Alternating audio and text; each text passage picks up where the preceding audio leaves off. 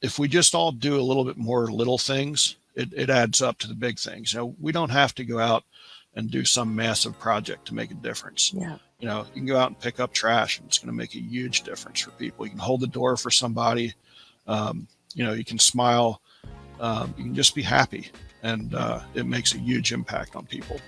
Hello and welcome to the Disrupt the Everyday podcast. We're here to help you navigate life while disrupting the status quo. Our discussions cover a number of topics relevant to everyday life. We discuss everything from relationships to entrepreneurship. We also engage in some difficult but important conversations. And now, here are your hosts, Brian and Tanya Hamilton. Welcome to another episode of the Disrupt the Everyday podcast. Obviously, we're all about disrupting the everyday, and our next guest is all about that. And his story is really indicative of, as we like to say, disrupting the everyday, navigating life while disrupting the status quo. And today we're joined by Dan Klauser. Dan, thanks for joining us today.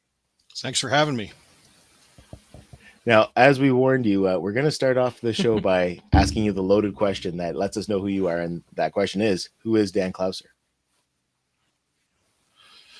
So Dan Clouser is a former baseball coach, former founder of a youth sports nonprofit organization, and currently a host of my own podcast, The Journey of My Mother's Son, as well as the author of 3 books and another 4th children's book coming out somewhere down the road in midsummer, I hope.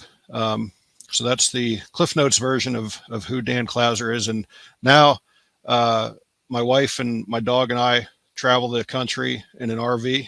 We sold all of our stuff back in August of 2020.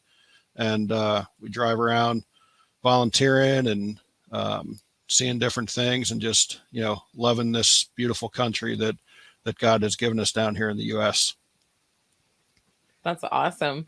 So I have a question for you. Where were you guys before you sold everything? So we were in Reading, Pennsylvania. Berks County, Pennsylvania is where we were, and spent our entire lives there. I had lived in Florida for about 4 years when my mom and dad got divorced, and came back to Pennsylvania before I started my 9th grade year of high school, and had been there the entire time. My wife spent her entire life in Pennsylvania, and we just got tired of the status quo. I mean, that's why I love your podcast, the Disrupt the Everyday, because that's pretty much what we did when we decided to sell our house and all of our stuff and hop in an RV. And funny thing is, people ask us all the time, were we RVers? Did we camp out a lot? And the answer is no. We literally, the first time I ever drove an RV was the day we drove this thing off the lot, which coincidentally was the same day that Pennsylvania was issuing all of the shutdown orders for COVID. So, it was really a leap of faith for us to do this. We were in the process of taking our house off of the market. And, our plan wasn't to have a mortgage payment and an RV payment. And we're sitting there looking at each other because there was so much uncertainty in the world and, thinking like, man, are we completely out of our minds for doing this? And, again, we took a leap of faith and we put the house back on the market in June of 2020 and had 3 or 4 showings, and it was sold. And in August of 2020, we set out on this journey, and we're literally loving every second of it. Nice. So, and then I guess, what were you doing before you decided to, kind of get rid of all your possessions and start RVing? You talked about baseball a little bit, so that was obviously a big part of your life. Yeah, baseball was a huge part of my life, which is really the impetus of my first book, my first and second book, the original and the new version of The Beauty of a Diamond Through the Eyes of a Coach, which really talks about, my approach to coaching. And, it wasn't just about winning and losing baseball games, softball games. Every game I coached to win. But there was a bigger picture than that. It was really about teaching these kids life lessons and, preparing them for the real world. And there's times as a coach where, you often wonder if you're getting through to the kids you're dealing with. There's a lot of times as a coach where, you sit up at night, wondering if you're doing the right thing. And if there's one thing that this journey has proven to me is that, the seeds that I planted in a lot of these kids are blooming and coming to fruition. Because I've got kids, and I call them kids now. I mean, I'm talking about, young men and women who are now in their 30s and 40s, all over the country. As a matter of fact, when we're done recording here, one of my old players that lives down in Atlanta is coming up to visit us, and we're going on a hike. And about a year ago, we stopped at his place and stayed 2 nights, I think, in his driveway. So I've been able to see players in Arizona and South Carolina and Florida, and it really has been a blessing to be able to see what some of these people are doing. That I can feel that I had a small fraction of a positive influence on their lives. So yeah, for 30 years, that's what I did. I coached and I ran a nonprofit youth sports organization. And, for us, again, it was never about just winning and losing. It was always about teaching these kids life lessons. Sports have an incredible way of teaching us about life. But unfortunately, in today's youth sports climate, there's a lot of coaches out there who aren't approaching it that way. It is simply about wins and losses and that sort of thing.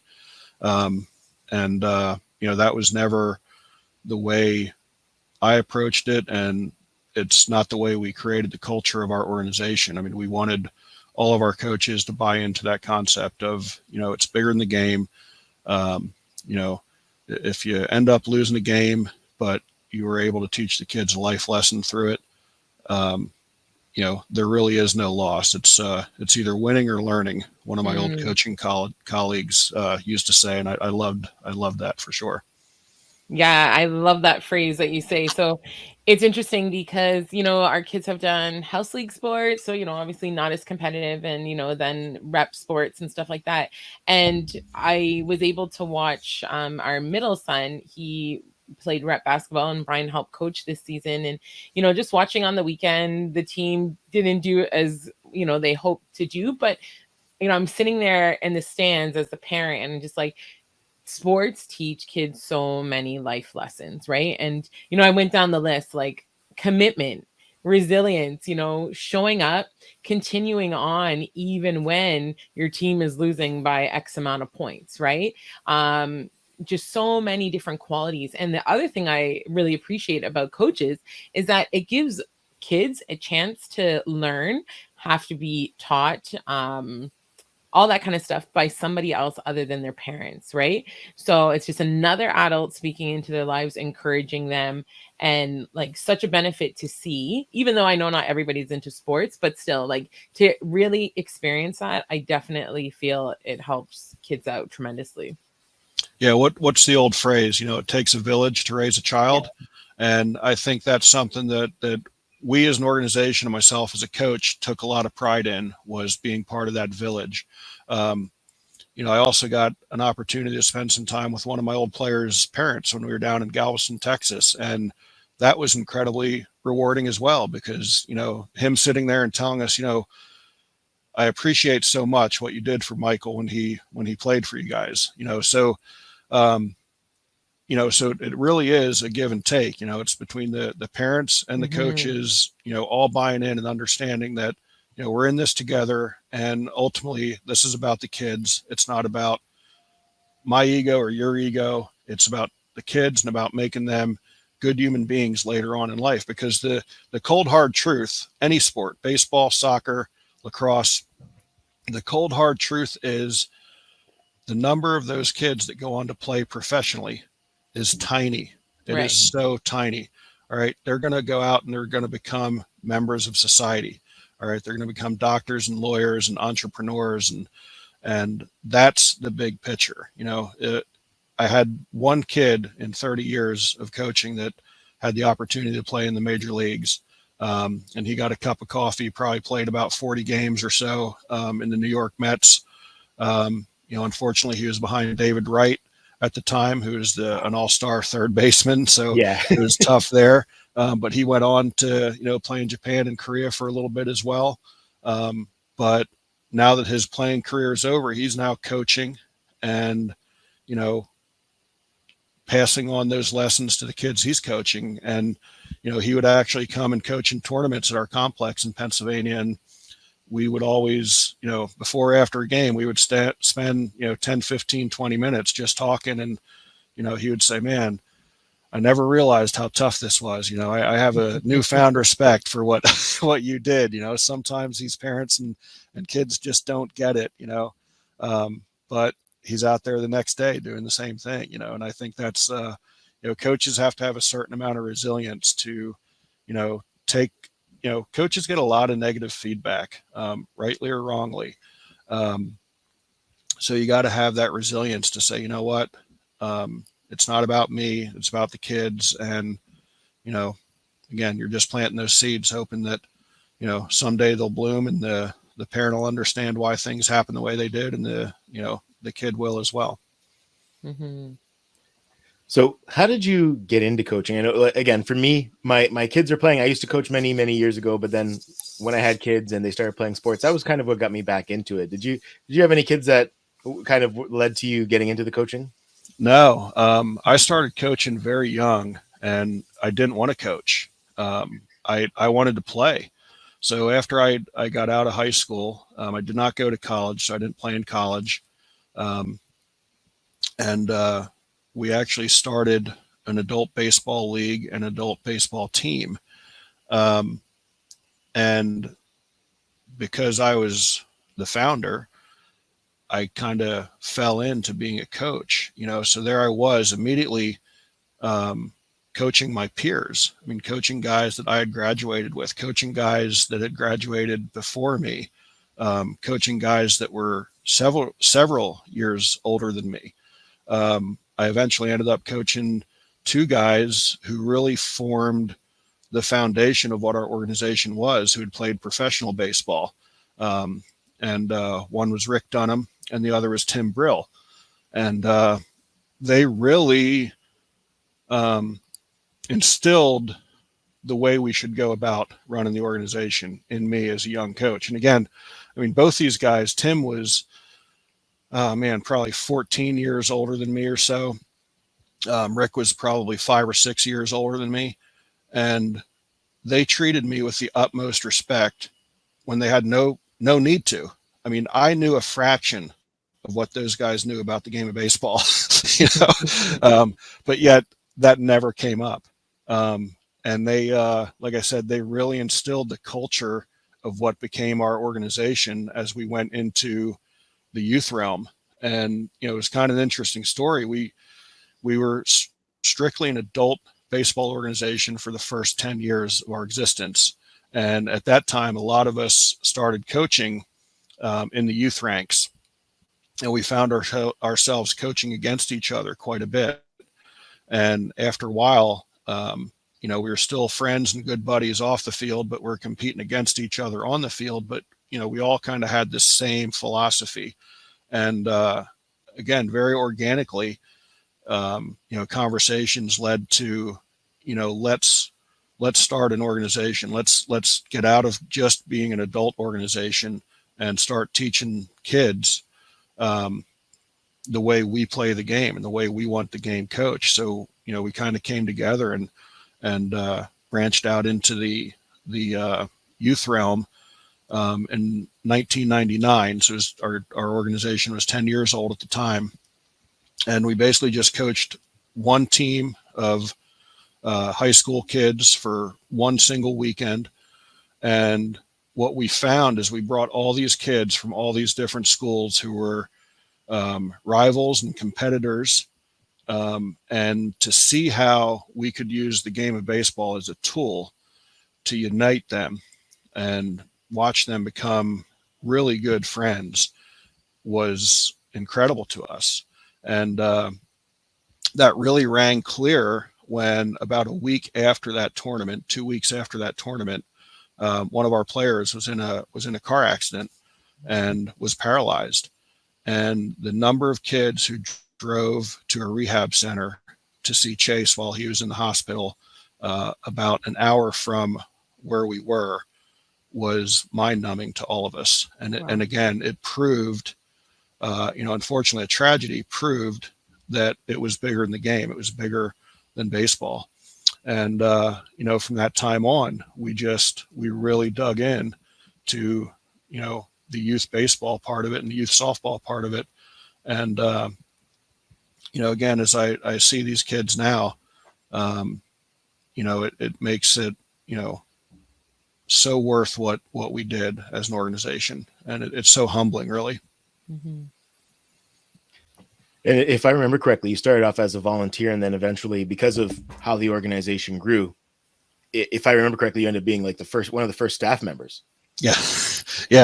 I was I was a volunteer for 20 years of the organization, and then it grew, and I became the first staff member, then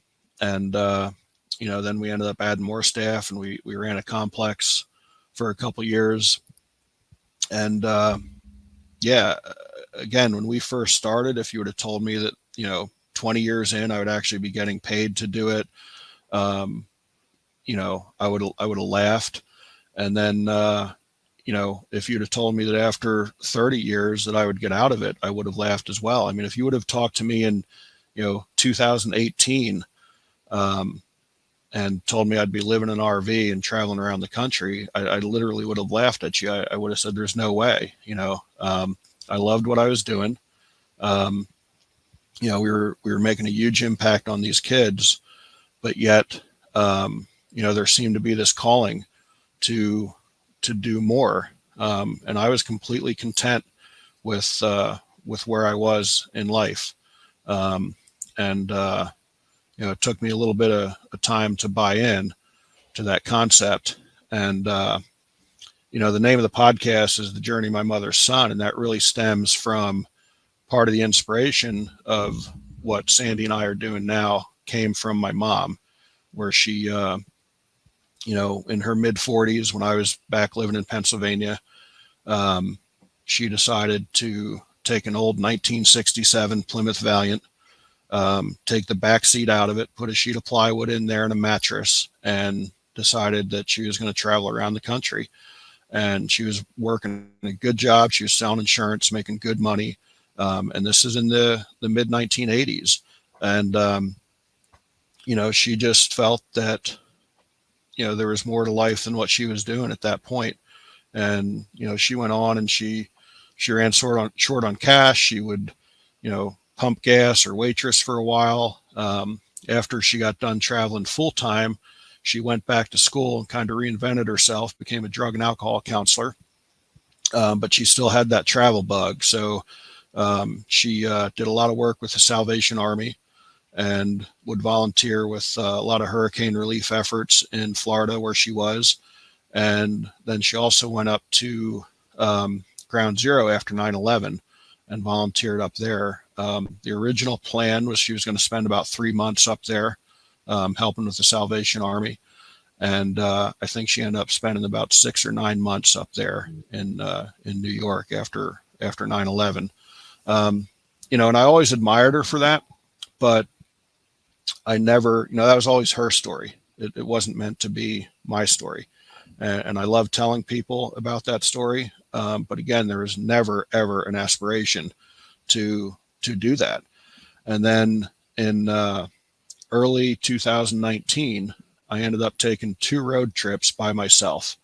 One was down to the ABCA convention in Dallas, Texas, where I kind of waited around. I went back and forth as to whether or not I was going to go to the conference or not go to the conference, whether it made sense for me to go to the conference. And then, a lot of our vendors, we'd have conversations prior to the conference, or like, hey, you're going to be at ABCA, we should get together when we're in Dallas. And I'm like, I'm not sure if I'm going. And then that same conversation kept coming up. So I decided, what, I'm going to go, but it was too late to get an affordable plane ticket. Plus I hate to fly anyway, quite honestly. So I decided to drive down there. And so that's what I did. And it was amazing because it was really the first time in my life where I kind of took the time and enjoyed the journey. I left a couple days early. I left on New Year's Day of 2019. The conference didn't start till the 4th of January. So I could take my time and kind of enjoy it a little bit. And there was such an incredible serenity as I was driving that it clicked. It was like, man, I think I get it. I think I know why Mom did this, you know? And when I got to Dallas, it just so happened that a friend of mine that we'd done some softball clinics with, Leah Amico from California, was actually in Dallas to help another one of our colleagues who lived in Dallas, Crystal Bustos, do a softball camp as well. So we got together for dinner and just kind of hung out for a couple hours and had fun. And then on my way back to Pennsylvania, I decided to take a detour down through Louisiana, which is kind of a big detour. But again, to see some of my friends down there that we did softball camps with as well, Jenny Finch and Lori Pritchard, and hung out with them for a day, went to church with them, and then drove back to Pennsylvania. And again, man, that drive, there was just this incredible serenity about it. And then when I got home, I wrote like I hadn't written in years. I was in the process of adding these extra chapters to The Beauty of a Diamond, republishing it, but it was slow. It was a slow process. I mean, I was working, 90, 100 hours a week at the complex. So it's tough to sit down and write. And man, I got back and I just wrote like I hadn't written again in years. I mean, the original version of The Beauty of a Diamond was published in 2012. So, we're 7 years after the publication, and, it was just a long, slow process. And I get back and I just like knocked out like 2 or 3 chapters. And then in February of that same year, I did the same thing. I drove to Orlando, Florida. We were in the process of working on some soccer camps with Allie Krieger, who was a member of the U.S. women's national team. And she was doing a camp in Florida, her hometown at the time. And I decided I'd go down there and kind of do some market research, call it. And I went down, I drove down there. I got to spend some time with a couple of my cousins. One of my cousins, the one night, just randomly said to me, I can see you doing what your mom did. And I was like, you're out of your mind. Like there's no chance, there's no chance. But again, I drove home and I took my time. I didn't go straight up I-95. I, kind of went out of my way a little bit to enjoy the drive. And same thing happened. I got home, man, and I just wrote. And that's when it kind of started to click. But I was still battling it. I was still battling it because I loved what I was doing. And, I ran the idea by my wife. I think one night we're just down in the basement watching TV, and I kind of, threw it out at her, and she thought I had completely lost my mind. We didn't live too far from a mental hospital in Pennsylvania, and she was ready to drive me down the hill, I think. But I kind of kept at her. And, after a while, we actually took a trip together down to Charlotte, North Carolina. And at that point, we'd already decided we were going to do it, but I'm still not sure she was 100% in. But on our way back from Charlotte, we came up to Blue Ridge Parkway. And again, we took our time. We stopped at probably every scenic overlook you could possibly stop at on the Blue Ridge Parkway. And I think, I've never really asked her 100%, but I think that's what got her in 100%, because we really enjoyed that trip on the way back. And then after we sold everything, that was really the first trip we took, was going down the Blue Ridge Parkway, actually going the whole thing from Virginia down into North Carolina and Tennessee. So, it was weird the way it happened, and I battled it for a long time, but then, it's so freeing to be able to do what we're doing. And one of the things I want to, reiterate to people out there listening, there's 1.5 million people in the United States that live full time in an RV. And the RV community is an incredibly special community. I mean, truly salt of the earth people, which we never had any idea of when we got into this. And we've been able to do volunteer projects with people from all over the country. And that has been probably the thing that's given us the greatest purpose on this journey. I mean, we just finished up 4 of our last 5 weeks of doing projects. We're in Lake Charles, Louisiana, doing some hurricane relief, which again was kind of ironic knowing, what my mom did. And then we were in Roan Mountain, Tennessee at a state park doing some volunteer work there as well. And, working next to these people and, interacting with the park staff and seeing how appreciative they are of, people coming in from all over the country and, investing time into a community that we have no vested interest in, Right. It's been incredibly fulfilling. Mm-hmm. So when you left back in August and you guys set on the road, did you have a plan in mind? Like, did you know that your mission was to start volunteering and helping out along the journey, or were you guys just starting and driving? We pretty much just started driving. Yeah. When we were going down the Blue Ridge Parkway, we got into Asheville, North Carolina, and we were in a campground there. And that's when Hurricane Laura came through the Lake Charles and Sulphur area. And that's where our friends Jenny and Lori live. So right away, I wanted to get involved, at least with helping them. And so a friend of mine, Chuck Balsamo, who's actually a pastor in Virginia, was down in Lake Charles right at the time the hurricane hit. I mean, he was part of a crew that went there knowing the hurricane was going to hit, and we're kind of going to be the first group, putting blue tarps on roofs and that sort of thing. So I'd reached out to him and I said, Chuck, we want to come down and help, but we won't be able to get there for a couple weeks because we already had some plans Labor Day back up in Pennsylvania. And so he arranged with us to stay at a place called the Dream Center, which was actually in Beaumont, Texas, which by car is about 45 minutes from Lake Charles.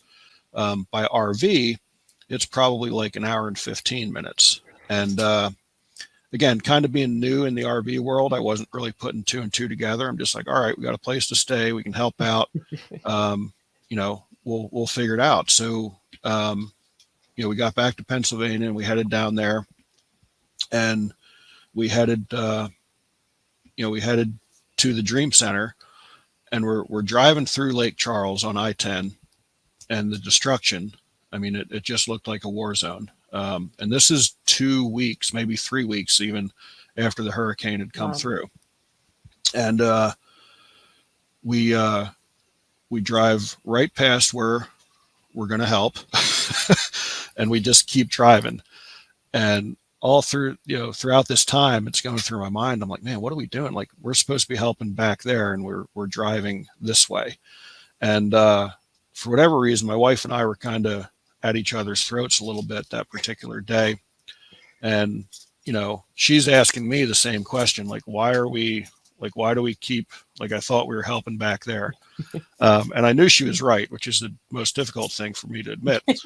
But, so it's just that much more, frustrating, because it's like, I know you're right, but I don't want to hear it, that sort of thing. And we're just at each other's throats. And, Chuck had told me that the Dream Center was an old juvenile detention center, which was now a faith-based rehab. But again, it didn't really click. And so we get into Beaumont and we come off the exit, and there's the thing that Chuck conveniently left out of our conversation is that, yes, it was an old juvenile detention center. What he didn't tell me is that it is part of what they call Prison Row in Beaumont. So even though the Dream Center is no longer an active detention center or prison, there's like 4 or 5 other active prisons there: federal prison, state prison, county prison, the new juvenile detention center. Wow.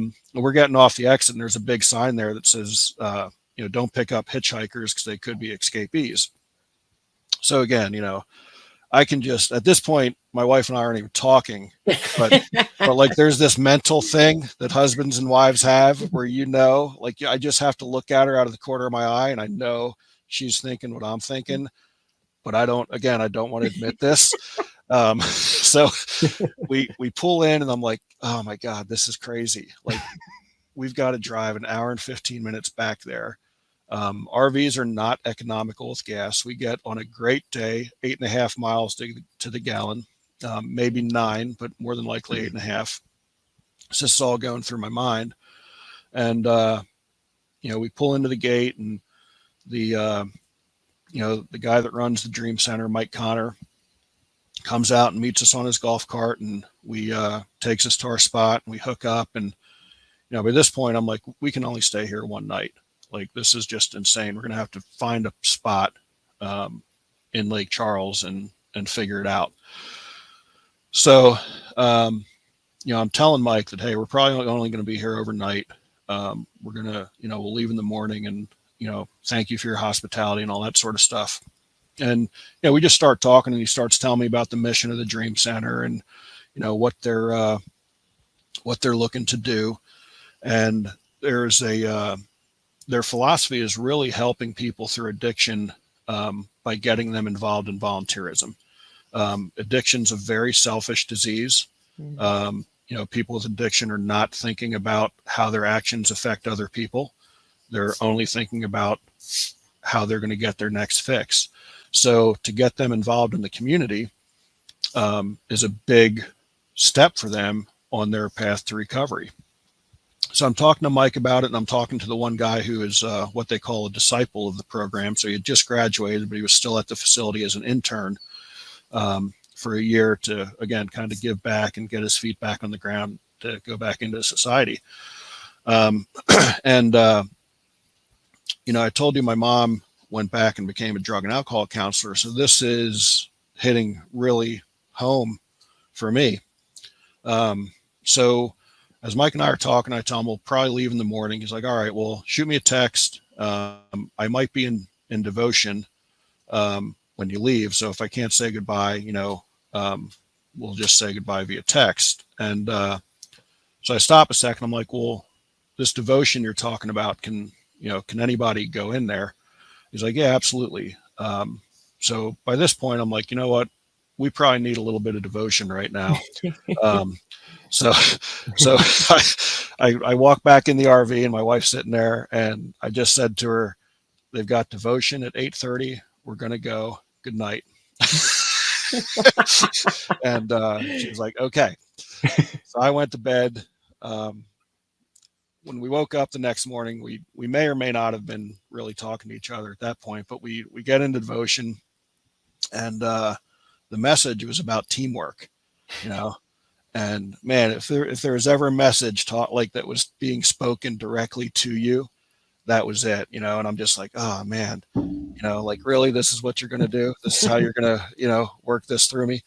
And so after the service, we just looked at each other and we were like, I wonder if they need any help here for a couple days before we go back to Lake Charles.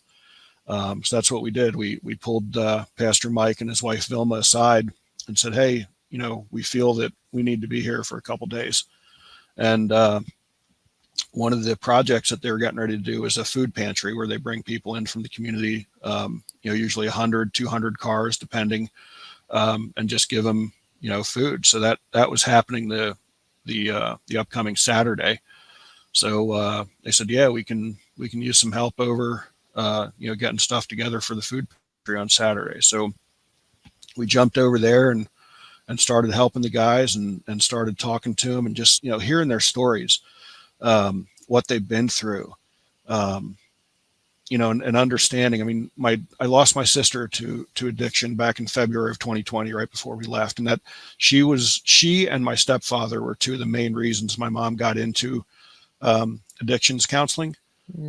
She once told my aunt that if she can't help her own, maybe she can help others.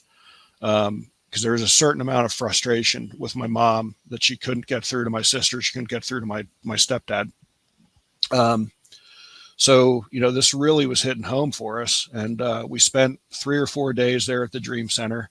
And then we went over to Lake Charles and volunteered there for about a week, and actually stayed in our friend Jenny's driveway while we were there. So that was really kind of the first touch of volunteering. But even then, we didn't know what the next step was. Right. And about a year later, we got involved. We heard about an organization in early January of 2021 called A Year to Volunteer. And we ended up helping them on a project in Antigo, Wisconsin, which again was never a location that was on our bucket list ever. But it was a raptor sanctuary. And, our job there is to just kind of help, with maintenance that the staff couldn't keep up with because it was a skeleton crew. And we just, the people we worked with, we fell in love with them immediately. And Marge Gibson, the executive director of they call it Reggie, it's the Raptor Education Group. I had so much in common with her. She was the founder of this organization. I knew what it was like to, run a skeleton crew for a nonprofit organization. And, we literally fell in love with her. She was just the kindest soul you'd ever meet. She's got the last surviving bald eagle from the Exxon Valdez oil spill on her facility. She actually rescued it. And this bird's over 50 years old now, can't be entered back into society. And, it was just, when we left there, it was just so incredibly fulfilling what we had just done. And it was so impactful to Marge and her staff that they have a phrase that they consider, in their timeline of existence, called before the magic and after the magic. And they had no idea that they were just going to be completely overwhelmed by this group of 32 RVers coming in and just giving 2 weeks of their time to help, build a passerine enclosure and just do landscaping and pick weeds and paint and build sheds and anything you could think of. And we're actually going to be heading back there for another project in September of this year that we're absolutely looking forward to. So, we definitely didn't have a plan. We knew that, somehow my wife was involved in nonprofits as well, so not just what I did, but she also volunteered at the Delaware Valley Golden Retriever Rescue, so we always had this, this giving back component, and we didn't really know how we were going to, feed it, so to speak. Mm-hmm. So, getting involved with the Year to Volunteer has been such a huge blessing for us because it's so easy for us to get involved. We're not having to find the project. We just sign up for it and show up, Mm-hmm. So that's really been, the thing that has really, really given us a purpose on this journey. So, Mm-hmm. Kind of very long answer to your question, but, so there wasn't a plan. We knew we wanted to volunteer some way, somehow. We had no idea how we were going to do it. Mm-hmm. And I guess the other thing is too, you had a great model for this. Like, obviously your mom did a lot of this. Now, if I remember correctly, you actually had a chance to visit her when she was doing some of that volunteer work on Ground Zero. Yeah. That was, man, that was the best Mother's Day I've ever spent with her. Man, we went up there, a group of us, my brother, my wife, mother-in-law, my 2 nephews and my brother's wife. We went up there, we took a van, and man, to see the impact she was making was special. We got to go into places that the normal everyday person going to Ground Zero was not going to be able to go into. And there was this one church she took us into that when you walked in there, it was just so heavy. And, as we left, we were just talking about it, like, man, like you could just, and basically it was a place where a lot of the, rescue workers would just go in there and try to decompress. They would go in and they'd, meditate or pray or just sit in silence or whatever it was they needed to do to, find themselves. This is where they went. And, she had just said to us, she was like, well, as heavy as it was today, if you go in there on a day where they found a body or a body part, it is 10 times heavier than what it was today. And that just hit me like a ton of bricks. I'm like, man, this is May of 2002.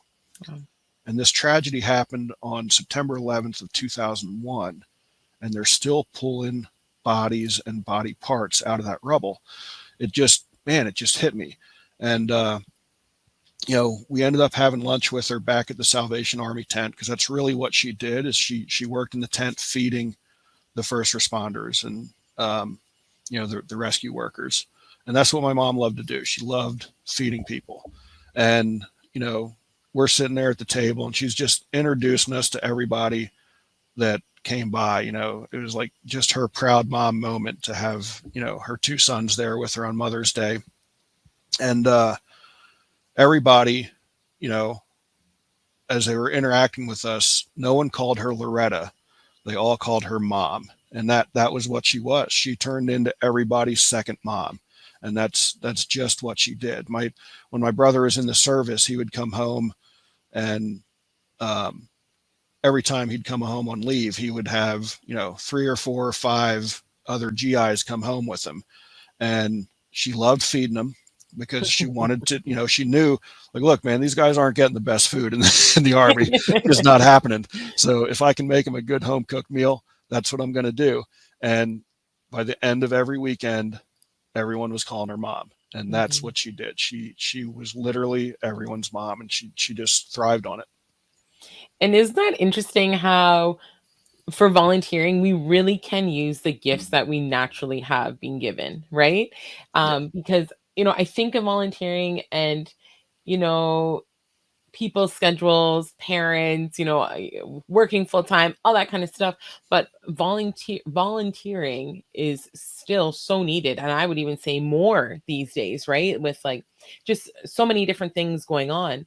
And I guess my question for you and what you could share with us is like, what would you say is the, I don't know, give us some suggestions for getting into volunteering. How would one figure out what it is they could help with and then go about doing that? I mean, I think the easiest thing is just get on the internet and search. There are so many organizations out there, nonprofit organizations that are, looking for help, short staff, especially like you said, even more now. Yeah. The RV park that we're in right now, I was talking to the owner. It's a brand new park, and, their biggest issue right now is just finding staff. He said they're really running about 30% of the staff that they should be right now. So, I think just if you put a little bit of effort into looking, you'll find there's so many opportunities out there. And, worst case scenario, go to a park and pick up trash one day, if nothing else. If you're not getting a response to an email, go to a park and pick up trash. I'll guarantee you'll have an hour or two worth of work, and and nobody's going to scold you for picking up trash and putting it in the trash can for them. So even outside of, a formal volunteer project, there's just so much you can do, to just help out. I remember, my wife and I were at the Tampa RV show earlier this year, and, we're in line to get French fries, and it's a really long line. It's a hot day, and they can't keep up. And the guy's trying to, from the window of his French fry trailer, reach out into the ice bucket to get sodas in. And people are complaining that the sodas aren't cold enough, and it's like I just can't keep up. So my wife and I are just like, look, hand us some sodas, and we'll bury them down there in the ice for you. And that guy's reaction to us doing that was like, you would have thought that we just wrote him a check for $1 million. Yeah. You know, he was like, oh my God, I wish that all our customers were like that and understanding and this and that. And, you know, he ended up giving us a free order of French fries, which is not the reason we did it. Right. But it just, again, showed how much it meant to him by just, you know, hey, look, hand us some sodas. We'll help you out. It's not that big a deal. And he was just so grateful. So I think, you know, I mean, the subtitle of my podcast is Many Little People in Many Little Places, which just talks about, you know, that if we just all do a little bit more little things, it adds up to the big things. You know, we don't have to go out and do some massive project to make a difference. Yeah. You know, you can go out and pick up trash and it's going to make a huge difference for people. You can hold the door for somebody. You know, you can smile. You can just be happy. And it makes a huge impact on people. It's so true. And I think just sometimes we put in our brain, like, this is going to take X amount of time. But you know what? Like you said, if there's other people willing to help, it's actually not going to take that long. And, you know, I think to church and I think to school, and it always ends up being like the same pocket of people that these places are calling on because they're there, right? They're at the forefront. But sometimes too, you know, for people and, you know, like the agencies and things like that, is even just reaching out and just saying, hey, you know, like you see something that these people are interested. Hey, I saw that, you know, you were talking to so-and-so, you know, after church, you know, would you ever think to be a greeter on a Sunday morning, right? Like you seem pretty extroverted. It seems like something you would want to do. This is going to take up X amount of time once a month, right? So even if it's not us figuring out what we want to do, sometimes people can help pull it out. Absolutely. Absolutely. Yeah. It is. It's just a matter of asking the question and seeing if people need the help. It goes such a long way.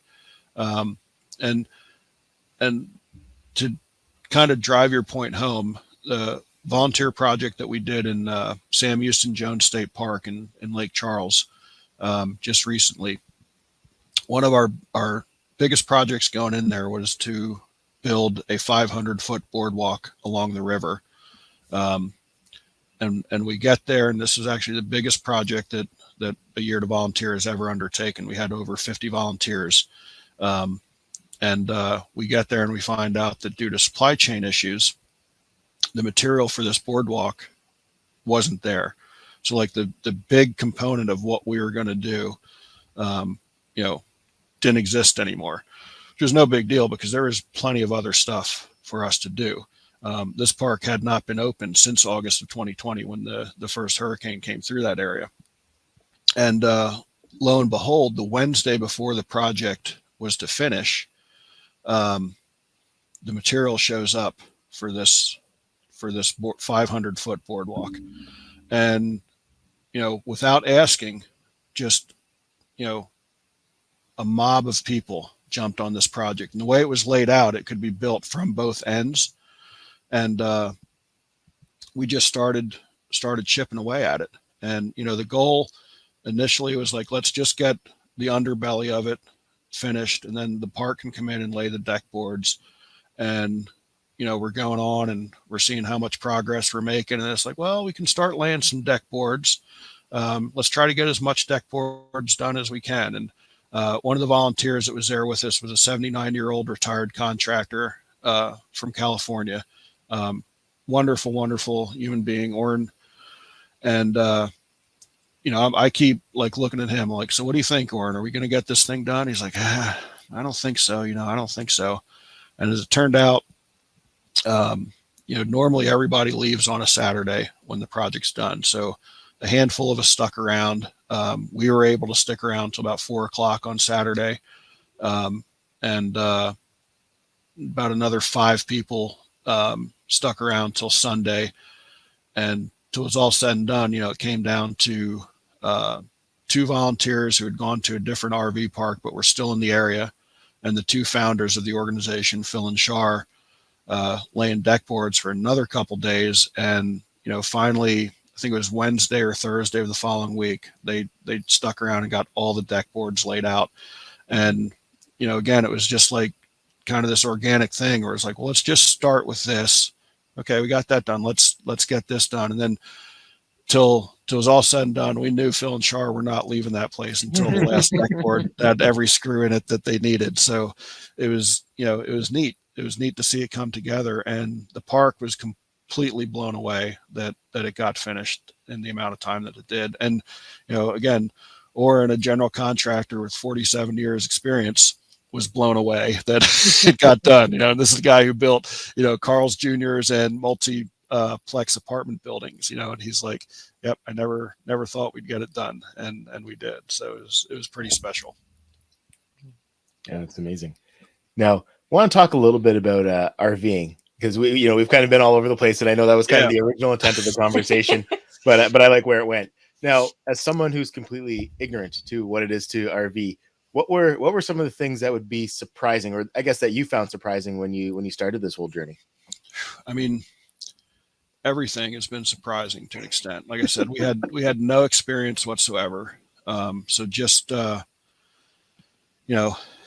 emptying our black tank, which is where our sewer goes, our gray tank. I mean, YouTube is a wonderful resource. And, like I said, I am not a handy individual. So, for me, it's been, we've been blessed that we had very few issues with the RV, for starters. But again, this RV community is incredible. We had a water pump go out before the Lake Charles project, and we just had a swarm of people who helped us. One of the volunteers had a spare water pump. A couple other guys, walked me through changing this, which again, if you had ever told me I would be changing the water pump in my RV, I would have laughed at you. So for someone who might be thinking about RVing, don't get all caught up in, the ins and outs of it, because you will learn as you go. Again, YouTube has been an incredible resource, but the RV community, the people in the RV community are incredible resources. I mean, if you're at, whether it be a volunteer project or just in an RV park, and you start talking to people, say, I'm having this issue, more than likely they will at least be able to point you in the right direction as to, how to troubleshoot it and how to fix it. What to expect living in an RV is the unexpected. It's we very rarely plan out more than 2 weeks at a time. We're kind of in a unique situation right now where we knew we had these volunteer projects. We did actually, back in February, kind of planned out till May, knowing when we'd get back to Pennsylvania. But that is very rare, which is wonderful, because, we can make a split-second decision to change direction. Mm-hmm. Back last March, a good friend of ours had passed away back in Pennsylvania, and we were going back and forth whether or not to make the trip up. We weren't originally planning on getting back to Pennsylvania until later in April, because it's cold. You don't like being in an RV when it's cold. We have dealt with cold in the RV on a couple occasions. We haven't been masters at following the 70-degree curve, is like a lot of RVers call it.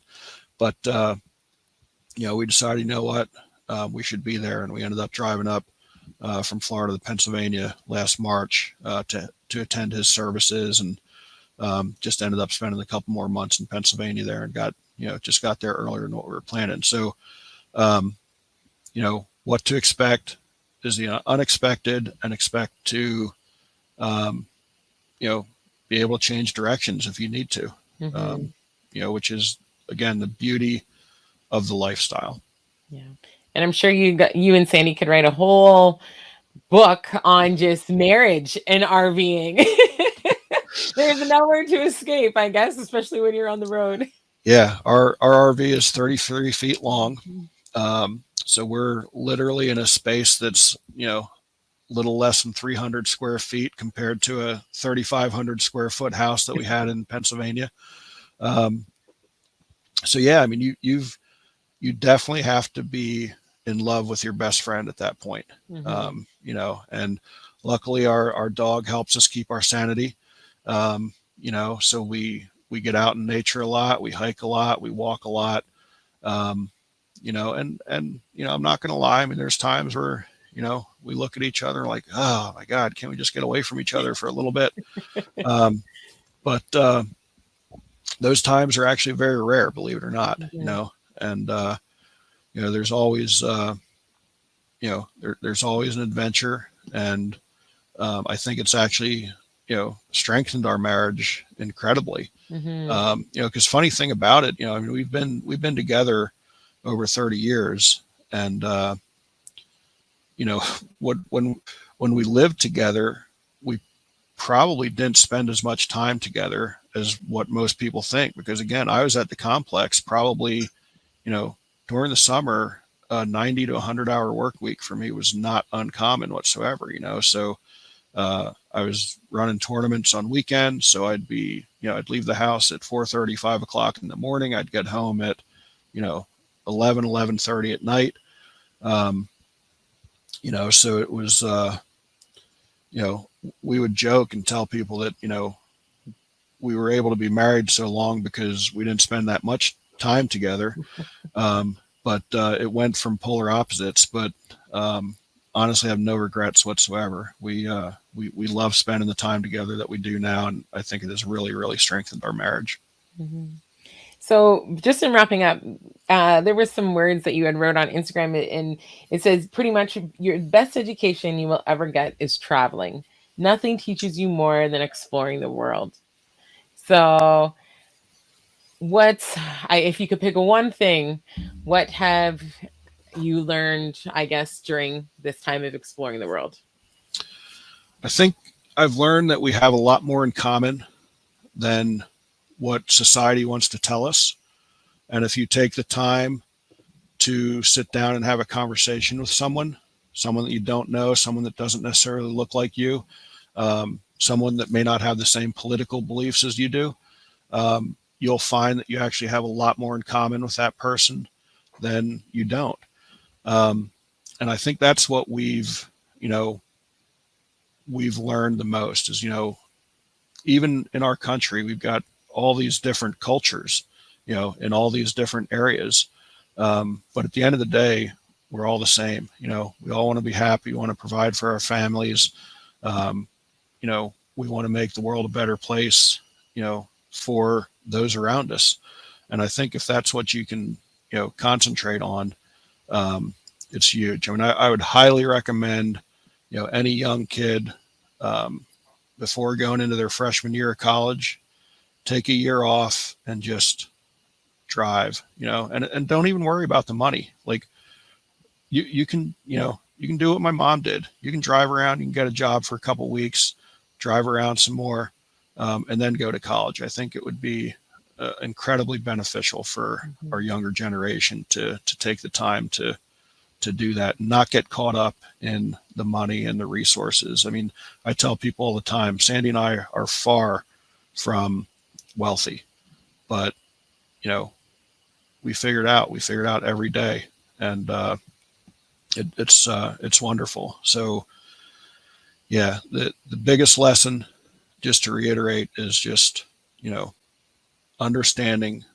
when you actually sit down and have a conversation with someone that we have so much more in common than what we ever think.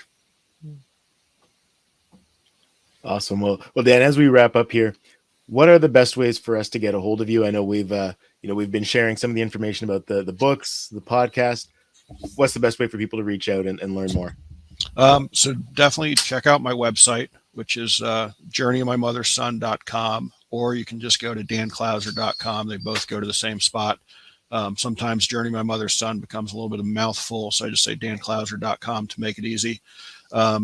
For my books, they're all available on Amazon. The Journey of My Mother's Son, you know, hopefully by the time this podcast is out, will be available on Amazon. And that's, you know, that is kind of the, you know, the written part of my podcast. It talks a lot about, you know, the people that we've met along the journey. I mean, it's a 4-book series. So the first one is just many random thoughts from the road. The second one will actually be many little people, which we'll talk about, again, the people we've met, whether it's someone we've met and had a 5-minute conversation with, or someone that we've known for 20 years and we're able to reconnect with. And then the third one is many little places, which we'll talk about, just some of the beautiful things we've seen. And then the fourth one will be kind of a coffee table photo book of just, pictures that Sandy and I have taken of, again, this incredible country that we've been able to partake of. So that's kind of a synopsis of what that Journey My Mother's Son series will be. Awesome. Well, Dan, we appreciate it. Thank you for taking the time to join us today. And thank you for letting us disrupt your everyday. I enjoyed the conversation, and I'm looking forward to continuing to hear what you guys are doing to disrupt the everyday. And you know what? I must add one more thing. So this week, actually, I was looking up RV prices because I have this dream to use an RV. I don't know if it will be as peaceful with like 4 other kids compared to you guys just hitting the road with you 2 and your dog. But, and then right before we came on, I'm like, see, like, who knows what the future will hold? Maybe we might need an RV. Brian's like, maybe in 20 years. So for now, I'm going to live vicariously through you and Sandy and just checking out where you guys are heading. But this was a great conversation, Dan. Well, you would be amazed by the number of families that we have met at Full-Time RV. So Wow. don't discount it. There are families of 4, families of 6 out there. We met a family that had 4 kids and 2 dogs in an RV Wow. that was smaller than ours, and we were like, what? Like, how does that work? Wow. So don't ever discount it. I highly recommend it. I really do. So Brian might be like, shut up, Dan. But no, seriously, I highly recommend it. You will not regret the decision. I guarantee it. That's awesome. Thanks so much, Dan. Thank you. Thanks for listening to the Disrupt the Everyday podcast. For more ways to listen, connect with us on social media. To be a guest or to partner with us, check out our link tree at Disrupt the Everyday. Join us next time for more ways to disrupt the everyday.